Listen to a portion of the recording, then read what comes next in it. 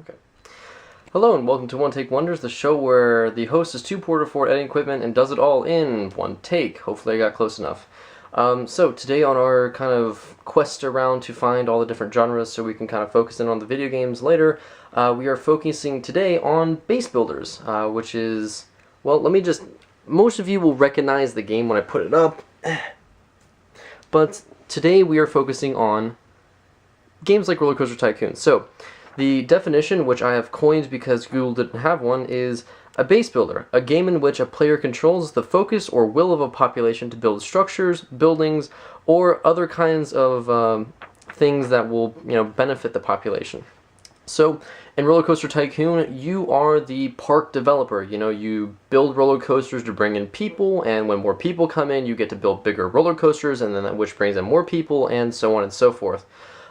So, with the base building kind of, environment, I've always seen two kinds of players, right? You've got the one guy who's like, either he's listening to a podcast, he's, listening to a CSGO pro stream or a StarCraft pro stream, or he's listening to something like an audiobook, reading through your ears.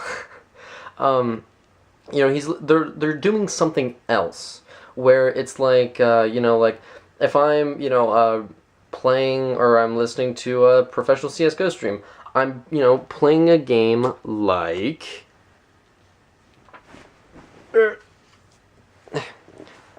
Planet Base, where you get to walk out and you get to build a colony on a planet, something exciting like that. And the other person that I've always kind of seen is like, that one kid that like always wants to have an ant farm, or just always kind of like wants to play with ants and bugs and grow like massive colonies and stuff. These are the games for that person, that individual, that one guy that's like, I want to build an ant colony. Shouts to Ant Canada. That guy's really cool. Stuff like that, where you get to grow massive populations or these really big things. These games are perfect for them because it's like, instead of having to buy all this expensive equipment for like maintaining and growing ants or whatever, termites or living other things, this is like the computer equivalent to it. It's where you get to grow and create a population or a community off of what you think is best for them.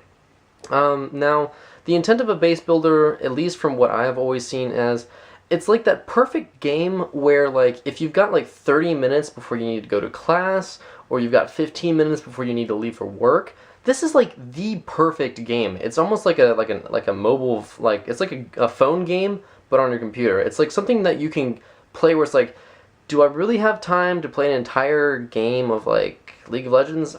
Maybe if the game's quick. Do I have enough time to play an entire game of StarCraft? Maybe if I just 5 pool or 6 pool, maybe. This is like the perfect game where it's like, okay, I've got 15 minutes, I'll just, build this and build that, and next thing you know, it's been 14 hours, and you have to find the perfect water source for your colonists, or I swear to God, they're all gonna die, You're constantly, like, what turns out to be only like a 30-minute play session ends up becoming like a 14-hour play session, and next thing you know, you're playing games that also add little, quirks and interesting things that kind of continue to put in more and more hours into a game that you really shouldn't be putting so many hours into, but next thing you know, you've got like 200 plus hours in Factorio, and you're like, what happened, Now, obviously, games can actually vary quite a lot from, the slight difficulty of Factorio, where, you're having to deal with, like, aliens occasionally ruining your stuff because of pollution or some environmental hippie crap, to a game where basically just existing sucks, and that game is Dwarf Fortress. I mean, if you really want to know a base game... Oh, crap, I didn't start the timer. Oh, cool, okay. If you want to, it's weird to think about, but base builders can actually be incredibly challenging. You can go all the way from something as easy as Roller Coaster Tycoon, where... there we go, that doesn't feel awkward. Roller Coaster Tycoon, where effectively all you're doing is just building like some, you know, theme parks, and maybe occasionally just like building a giant ramp and then launching people into the sky. You know, really fun and lighthearted stuff, to having to make sure that you spawn in the right region with the right climate, with the right water, with everything being just perfect so that you can get killed by raining carp. That is the difficulty of Dwarf Fortress. But you, again, you know, it's a very interesting dynamic between incredibly difficult and incredibly easy, which a lot of times in most games, you know, you have that with the difficulty setting. Well, in games, for example, like, well, actually, in most base builders, like Banished, it's a matter of getting everything to click on the right time. And though I forgot to kind of accidentally print out the fun over time chart, it's sort of, you know, take like a circle and then cut the circle in half and take that upper half, how it goes like, woo! That's generally how most base builders go. It's, you start off with this really, you know, interesting and exciting part of the graph, and then you complete everything. You hit this point, and for anyone that's ever played a base builder, you know this point, because it's this point where everything is good.